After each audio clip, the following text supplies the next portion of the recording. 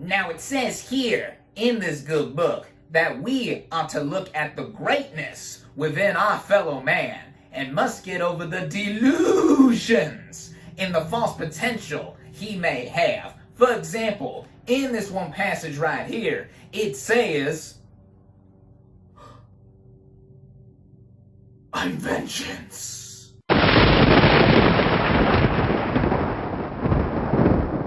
What is up, everybody? RandomRandomMan here, bringing you another video during this current quarantine era. I hope everyone out there is continuing to stay safe and be well during this unpredictable time, as I am here bringing you my review for the film adaptation of The Devil All the Time. Based on the novel of the same name, written by Donald Ray Pollock, the plot of this psychological thriller basically follows sinister characters converging around a young man, played by Tom Holland, who is devoted to protecting everyone that he loves in a post-war backwoods town teeming with corruption and brutality. Going into this movie, I had no idea what to expect with it, at least not initially. This film was one that, despite a lot of chatter around the internet, especially one with a huge stacked cast like this, I did not know much about. I actually didn't see any trailers for this thing, so I actually went in blind for this film as it's just been released on Netflix. But what ultimately got me to see this thing in the first place was that my good friend Izzy had the opportunity to see this film early, and he absolutely loved it, and even compared the film to other ones such as No Country for Old Men and The Place Beyond the Pines. Two films that I consider to be masterpieces. And with the cast that I just mentioned being stacked, and with his big recommendation, I decided to give this film a shot. Starting out with the cast and their performances, we again have quite the ensemble here, headlined by Tom Holland as Arvin. Now, it's easy to point out that this is quite the departure for the actor from, say, him being Spider-Man in the Marvel Cinematic Universe. But looking at the role on its own, as well as the performance, I think that this is the most mature and best performance that Holland has ever put on. Arvin is a young man who has a lot that has happened within his life and has pent-up rage within him that is harrowing to watch. And when you see him break, it is something that takes a lot of dedication out of an actor like Holland. This is also coupled with the fact that he is bouncing off of really high-profile stars that are also in this film. Another standout of the cast here includes Robert Pattinson as this false preacher. This guy has been on fire recently. As I said in my recent review for Tenet, my current favorite film of the year,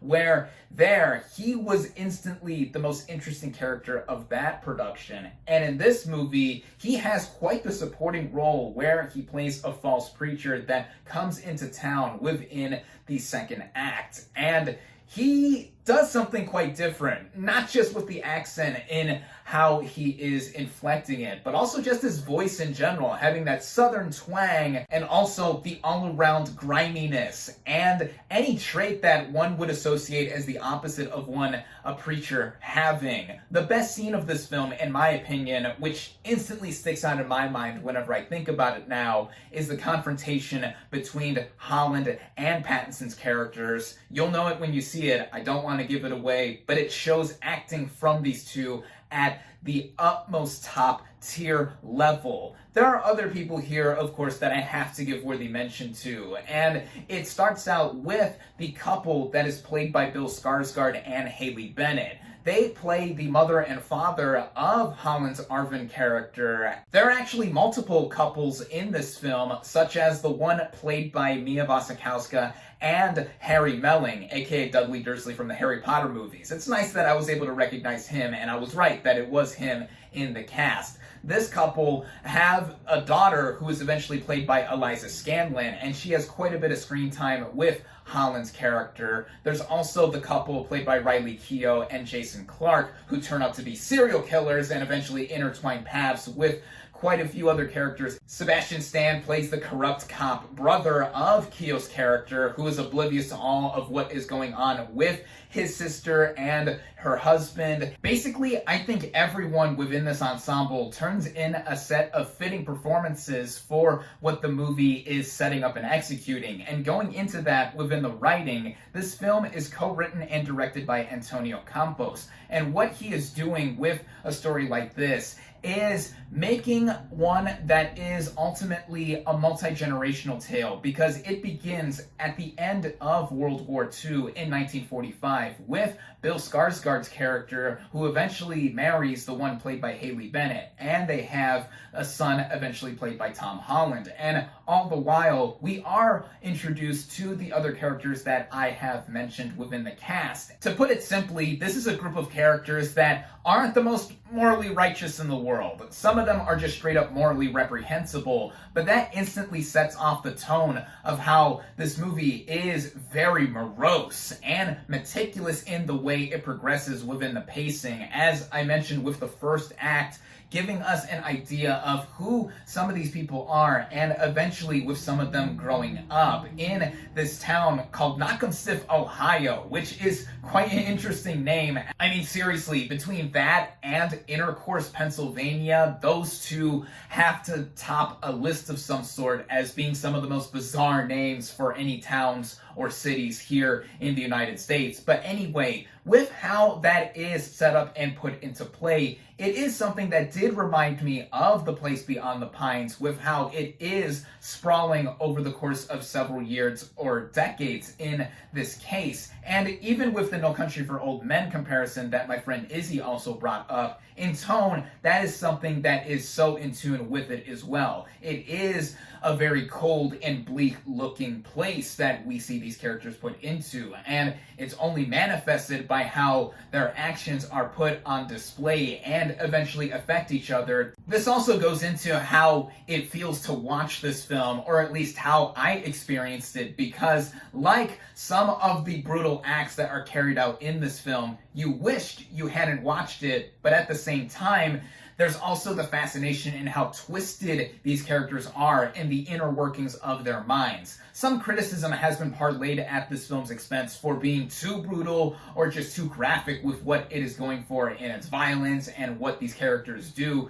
but I would say that it just goes forth in backing up what this kind of narrative is. It is a psychological thriller, after all, that is very ambitious, or at least that is what I got from it in being based on a book that, again, I haven't read. But interestingly enough, this movie is narrated by the film's author himself, which I have to admit at times was a little bit off-putting, because he would narrate over some moments that are obvious, and I didn't need extra words to go over what I am viewing with some of the characters' emotions or actions that they have taken part in. This also applies with how the first act does progress. The film is overall a slower burn kind of affair, to where it running at a little over 2 hours and 15 minutes did have me reeling a bit from the first act specifically, because there is a lot of setup and a lot of moments where it is taking its sweet time before we are introduced to the middle act. But that didn't stop the movie from being mostly engaging, in my opinion, especially with how Antonio Campos does direct this thing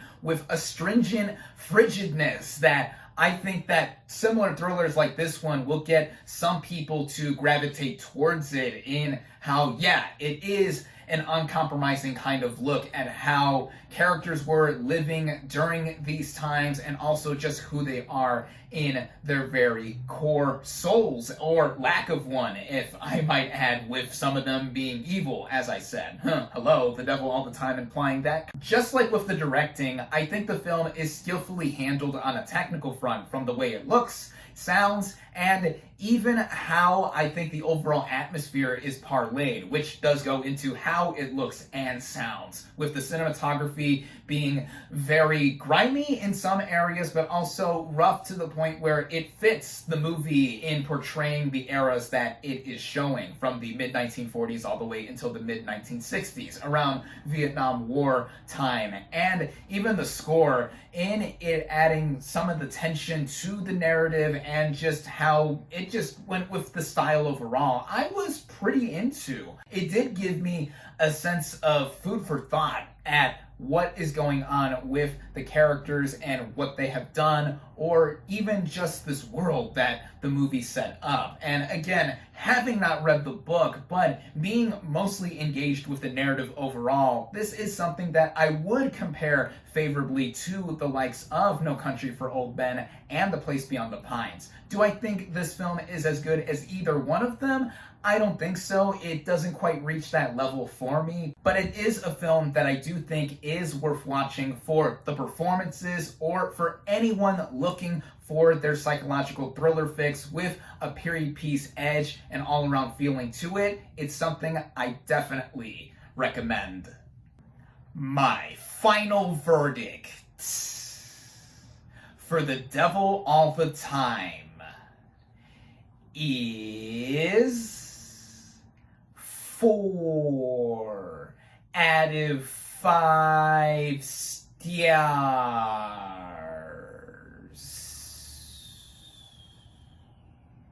Thank you all, as always, for watching. Be sure to like this video, comment on what you thought of The Devil All the Time. Social media links in the description. Subscribe to my channel for more, and I'll catch you on the next movie review.